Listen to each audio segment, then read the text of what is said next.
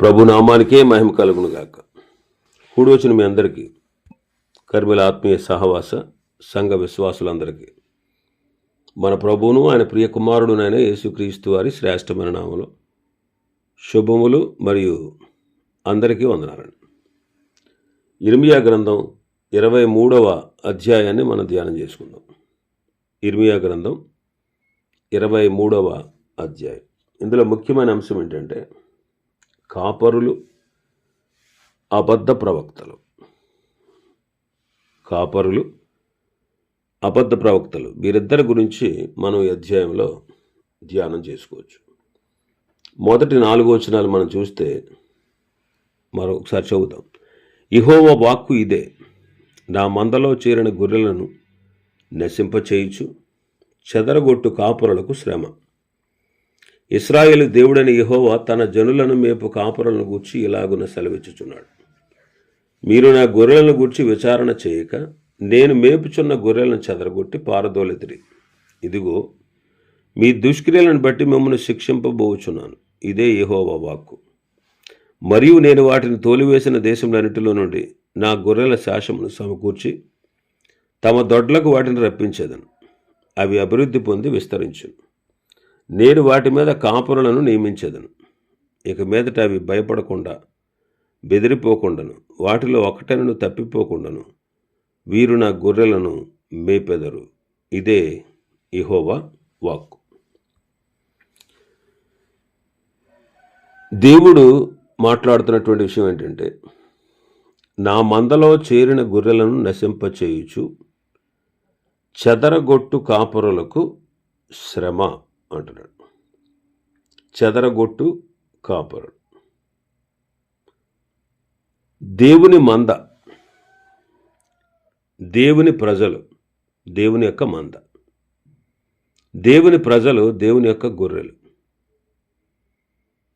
వారిని నశింపచేయుచు చెదరగొట్టుచూ ఉండేటువంటి కాపరులకు శ్రమ అంటున్నాడు. తన జనులను మేపు కాపరులను గూర్చి ఇలాగూ ఆయన సెలవిస్తూ ఉన్నాడు.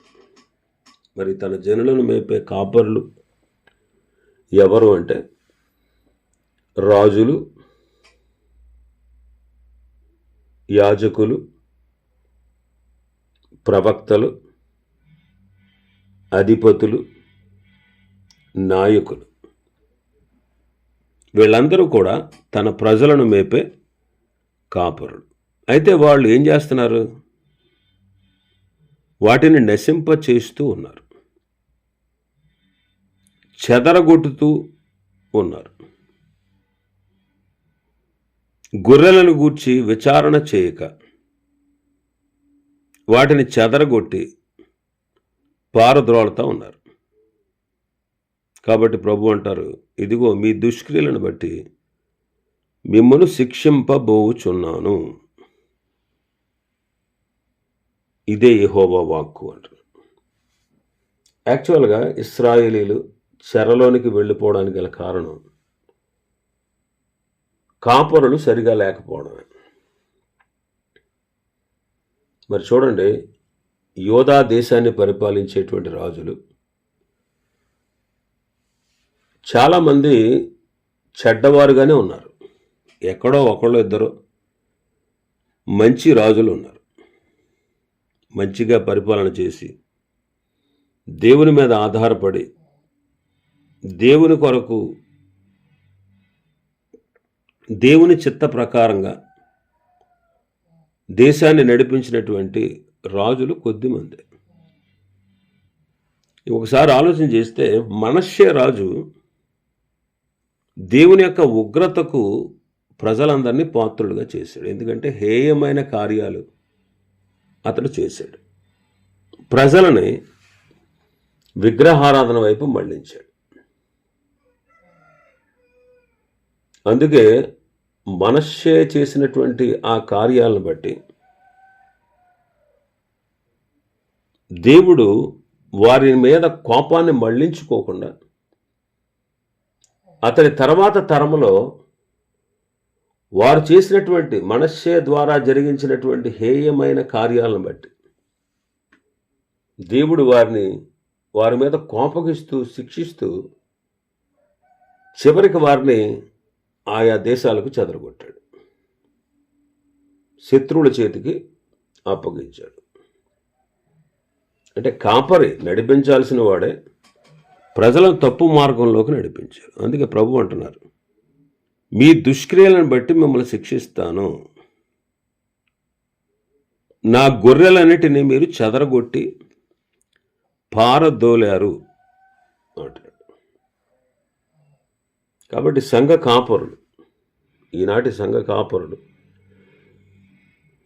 కాపరులుగా ఉన్నటువంటి వారు మంద పట్ల ఏ రీతిగా ఉన్నారో, వారిని ఎలాగ కాస్తున్నారు అనేటువంటి విషయాన్ని మనం జాగ్రత్తగా గమనించాలి. దేవుడు తన స్వరక్తం ఇచ్చి సంపాదించాడు సంఘాన్ని. దేవుడు తన స్వరక్తం ఇచ్చి సంపాదించాడు సంఘాన్ని. మరి దాన్ని కాయడానికి పరిశుద్ధాత్ముడు మనల్ని అధ్యక్షులుగా ఉంచాడు. కాబట్టి ఆ యావత్తు మందను గూర్చి, మీ మట్టుకు మిమ్మును గూర్చి కూడా జాగ్రత్తగా ఉండండి అని పౌలు గారు సంఘ పెద్దలను హెచ్చరిస్తాడు. అపొస్తలుల కార్యములు 20వ అధ్యాయం 28వ వచనంలో, సంఘము దేవుడు తన స్వరక్తం ఇచ్చి సంపాదించిన సంఘం. సంఘం ఆయనది. సంఘం మీద మన పెత్తనం ఉండకూడదు, సంఘం మీద మన అజమాయిషి ఉండకూడదు. సంఘం ఆయనది, గొర్రెలు ఆయనవి. ఆయన ఏం చెబుతున్నాడో, ఆయన ఎలాగ మనకు బాధ్యత అప్పగించాడో దాన్ని మనం నమ్మకంగా నిర్వర్తించాలి. తన స్వరక్తమిచ్చి సంపాదించాడు సంఘాన్ని. మనల్నేమో పరిశుద్ధాత్మ దేవుడు ఆ మందను, ఆ సంఘాన్ని కాయుటకు మనల్ని పరిశుద్ధాత్ముడు అధ్యక్షులుగా ఉంచాడు. కాబట్టి ఆ యావత్తు మందను గూర్చి, అలాగే మీ మట్టుకు మిమ్మల్ని గూర్చి జాగ్రత్తగా ఉండండి అని పౌలు గారు సంఘ పెద్దల్ని హెచ్చరిక చేశాడు. మరి మందను విచారణ చేయాలి, మంద విషయంలో శ్రద్ధ వహించాలి. బలివి చేత కాకుండా దేవుని చిత్త ప్రకారంగా ఇష్టపూర్వకంగా మనం పరిచర్య చేయాలి. దుర్లాభాపేక్షతో కాకుండా సిద్ధ మనస్సుతో దేవుని మందను పైవిచారణ చేస్తూ దానిని కాయాలి. బలిమి చేత కాదు, దేవుని చిత్త ప్రకారంగా సేవ చేయాలి. దుర్లాభాన్ని అపేక్షించి కాదు, ఇష్టపూర్వకంగా సిద్ధ మనస్సుతో దేవుని మందను కాయాలి. కొంతమంది గొర్రెలను చెదరగొడుతున్నారు, మందను చెదరగొడుతున్నారు. మరి మనం ఎలా ఉన్నాం? మందను చెదరగొట్టేవారుగా ఉన్నామా, లేదా చేర్చి వారిని స్థిరపరిచేవారుగా ఉన్నామా? ఆ విషయాన్ని మనం జాగ్రత్తగా పరిశీలించుకోవాలి. లూకాసు వార్త 12వ అధ్యాయం 42వ వచనం నుంచి, తగిన కాలమందు ప్రతి వానికి ఆహారం పెట్టుటకు యజమానుడు తన ఇంటి వారి మీద నియమించినట్టి నమ్మకమైన బుద్ధి గల గృహ నిర్వాహకుడెవడు? ఎవని ప్రభువు వచ్చి వారిని వాడు అలాగు చేయుచుండుట కనుగొనునో ఆ దాసుడు ధన్యుడు. తగిన కాలమందు ప్రతి వానికి ఆహారం పెడుతూ నమ్మకమైన బుద్ధి గల గృహ నిర్వాహకుడిగా మనం ఉండాలి.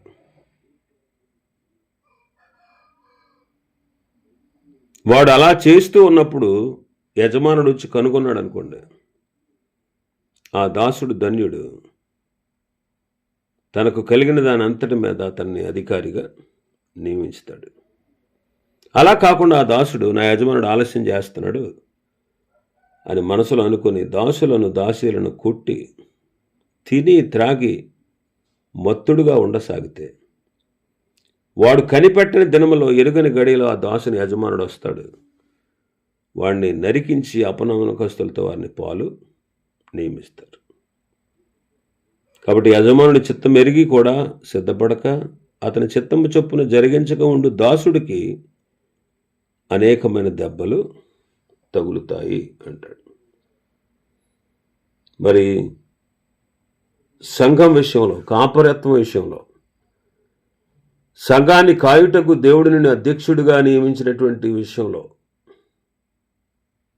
మనం ఎలా ఉన్నాం? ఆ విషయాన్ని మనం పరీక్షించుకోవాలి. ఇంకా 3-4 వచనాలు మన భాగంలో చదివితే 3-4 వచనాలు. మరియు నేను వాటిని తోలివేసిన దేశములన్నిటిలో నుండి నా గొర్రెల శేషమును సమకూర్చి తమ దొడ్లకు వాటిని రప్పించేదను. అవి అభివృద్ధి పొంది విస్తరించును. నేను వాటి మీద కాపరులను నియమించేదను. ఇక మీదట అవి భయపడకుండాను, బెదిరిపోకుండాను, వాటిలో ఒక్కటైనను తప్పిపోకుండాను వీరు నా గొర్రెలను మేపెదరు. ఇదే యెహోవా వాక్కు. వీళ్ళలో దుష్క్రియల చేత గొర్రెలను చెదరగొట్టి పారిపోయేలా చేశారు. అయితే దేవుడు ఏం చేస్తానన్నాడు? వారు తోలివేసిన దేశములన్నిటిలో నుండి నా గొర్రెల శేషాన్ని సమకూర్చి తమ దొడ్లకు వాటిని రప్పిస్తాను. అవి అభివృద్ధి పొంది విస్తరిస్తాయి. నేను వాటి మీద కాపరులను నియమిస్తాను. ఇక మీదట అవి భయపడకుండా, బెదిరిపోకుండా, వాటిలో ఒక్కటైనా తప్పిపోకుండా వీరు నా గొర్రెలను మేపుతారు. ఇదే యెహోవా వాక్కు అంటున్నారు. మన ప్రభువైన యేసుక్రీస్తు వారు నిజమైన కాపరి. చెదరిపోయిన గొర్రెలను సమకూర్చు కాపరి ఆయనే. అందుకే యోహాను సువార్తలు అంటాడు, ప్రభువైన యేసుక్రీస్తు వారు ఆయన అన్న మాట ఏంటంటే, యోహాను సువార్త 10వ అధ్యాయం 11వ వచనం, నేను గొర్రెలకు మంచి కాపరిని. మంచి కాపరి గొర్రెల కొరకు తన ప్రాణము పెట్టు. మంచి కాపరి గొర్రెల కొరకు తన ప్రాణాన్ని పెడతాడు. 17వ వచనం చదివితే, నేను దాన్ని మరలా తీసుకున్నట్లు నా ప్రాణము పెట్టుచున్నాను. ఇందువలననే నా తండ్రి నన్ను ప్రేమించున్నాడు. ఎవడును నా ప్రాణము తీసుకొనడు. నా అంతటా నేనే దాన్ని పెట్టుచున్నాను. దాన్ని పెట్టుటకు నాకు అధికారం కలదు, దానిని తిరిగి తీసుకొనుటకును నాకు అధికారం కలదు. నా తండ్రి వలన ఈ ఆజ్ఞ పొందితిని. దేవుడు తన గొర్రెలైనటువంటి ప్రజలకు మంచి కాపరి. మంచి కాపరి గనుకనే ఆయన గొర్రెల కొరకు ప్రాణం పెట్టాడు. ఆయనంతటా ఆయనే పెట్టాడు. మరలా తీసుకున్నట్లు ప్రాణం పెట్టాడు. ప్రాణము ఎవ్వడు కూడా ఆయన ప్రాణాన్ని తీయలేడు. ఆయనంతటా ఆయనే పెట్టాడు. ఆయన పెట్టడానికి అధికారం ఉంది, తిరిగి తీసుకోవడానికి కూడా ఆయనకు అధికారము ఉంది. కాబట్టి మంచి కాపరిగా ఆయన మన కొరకు ప్రాణం పెట్టాడు. ఆయన వచ్చి సిలువలో శ్రమలు పొంది మరణించి సమాధి చేయబడి 3వ దినాన మృతులలో నుండి ఆది సంబుద్ధుడిగా తిరిగి లేచాడు. యుగ యుగములు సజీవుడైన ఆయన తన ప్రాణాన్ని పెట్టాడు, మళ్ళీ తిరిగి తీసుకున్నాడు. గొర్రెల కొరకు మంచి కాపరి. ఒకవేళ ఆయన ప్రాణం పెట్టకపోతే తన గొర్రెలకు రక్షణ దొరికేది కాదు. అంటే మనకు రక్షణ కలిగేది కాదు ఆయన ప్రాణం పెట్టకపోతే. కాబట్టి మన కొరకు ఆయన తన ప్రాణాన్ని పెట్టాడు. కాబట్టి మంచి కాపరి ఆయన. ఇంకా మనం 16వ వచనంలో చదివితే, ఈ దొడ్డివి కాని వేరే గొర్రెలను నాకు కలవు, వాటిని కూడా నేను తోడుకొని రావాలను. అవి నా స్వరం వినను. అప్పుడు మంద ఒక్కటి, గొర్రెల కాపరి ఒక్కడును అగును. ప్రాణం పెట్టాడు. రెండవది, గొర్రెలను సమకూర్చి ఒక్క మందగా, ఒకే దొడ్డిగా చేశాడు. ఇంకా మనం చూస్తే 4-5 వచనాల్లో, యోహాను సువార్త 10వ అధ్యాయం 4-5 వచనాలు చూస్తే, మరియు అతడు తన సొంత గొర్రెలన్నిటినీ వెలుపలికి నడిపించినప్పుడల్లా వాటికి ముందుగా నడుచును. గొర్రెలు అతని స్వరమెరుగును గనుక అవి అతనిని వెంబడించును. అన్యుల స్వరం అవి ఎరుగవు గనుక అన్యుని ఎంతమాత్రము వెంబడింపగా వాని వద్ద నుండి పారిపోవునని మీతో నిశ్చయముగా చెప్పుచున్నానని వారితో అనెను. అంటే గొర్రెలను నడిపించేవాడు, ప్రాణం పెట్టేవాడు, సమకూర్చి ఒకే మందగా చేసేవాడు, నడిపించేవాడు. తన సొంత గొర్రెలన్నిటినీ వెలుపలకు నడిపించినప్పుడల్లా వాటికి ముందుగా నడుచును. గొర్రెలు అతన్ని వెంబడించు. కాబట్టి నడిపించేవాడు. పేతురు మొదటి పత్రిక 2వ అధ్యాయం 25వ వచనం, మీరు గొర్రెల వలె దారి తప్పిపోతురి గాని ఇప్పుడు మీ ఆత్మల కాపరియు అధ్యక్షుడునైన ఆయన వైపుకు మళ్ళీ ఉన్నారు.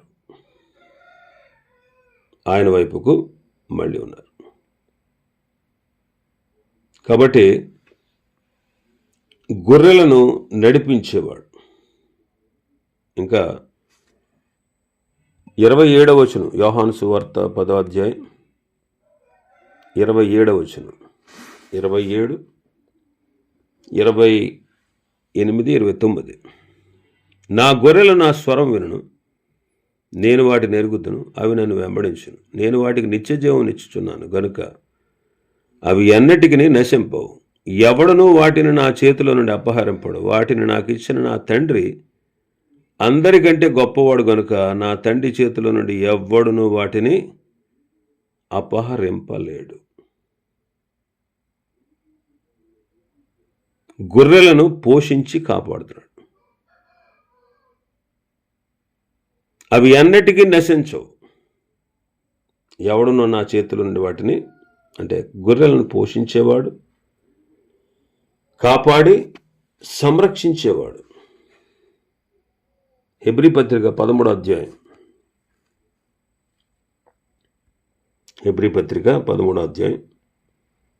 20వ వచనం, గొర్రెల గొప్ప కాపరి అయిన యేసు అను మన ప్రభువును నిత్యమైన నిబంధన సంబంధములకు రక్తమును బట్టి మృతుల్లో నుండి లేపిన సమాధానకర్తయగు దేవుడు యేసుక్రీస్తు ద్వారా తన దృష్టికి అనుకూలమైన దానిని మనలో జరిగించుచు ప్రతి మంచి విషయంలోనూ తన చిత్త ప్రకారము చేయుటకు మిమ్మను సిద్ధపరచునుగాక. యేసుక్రీస్తుకు యుగయుగములకు మహిమ కలుగునుగాక. ఆమేన్. గొర్రెల గొప్ప కాపరి అయిన యేసు మృతులలో నుండి లేచాడు. యేసుక్రీస్తు ద్వారా తన తండ్రికి, తన దృష్టికి అనుకూలమైన దాన్ని మనలో జరిగిస్తూ ప్రతి మంచి విషయంలో తన చిత్త ప్రకారం చేయడానికి మనల్ని సిద్ధపరుస్తున్నాడు. కాబట్టి విజ్ఞాపన హస్తముతో బలపరుస్తూ మనల్ని పోషించి సంరక్షిస్తూ ఉండేటువంటి వాడు. పేతురు మొదటి పత్రిక 5వ అధ్యాయం 4వ వచనం, ప్రధాన కాపరి ప్రత్యక్షమైనప్పుడు మీరు వాడబారని మహిమ కిరీటము పొందుతూ. సకాలంలో క్రీస్తు తిరిగి వస్తాడు. ప్రధాన కాపరిగా ఆయన సంఘాన్ని తీసుకుని వెళతాడు. ఇలాగ ప్రభు మంచి కాపరిగా ప్రాణం పెట్టాడు, గొప్ప కాపరిగా మరణించి తిరిగి లేచాడు, ఆత్మల కాపరిగా మనల్ని కాస్తున్నాడు, ప్రధాన కాపరిగా ఆయన తిరిగి రాబోతున్నాడు. కాబట్టి ఇది దేవుని మంద యొక్క దేవుని కాపరత్వం.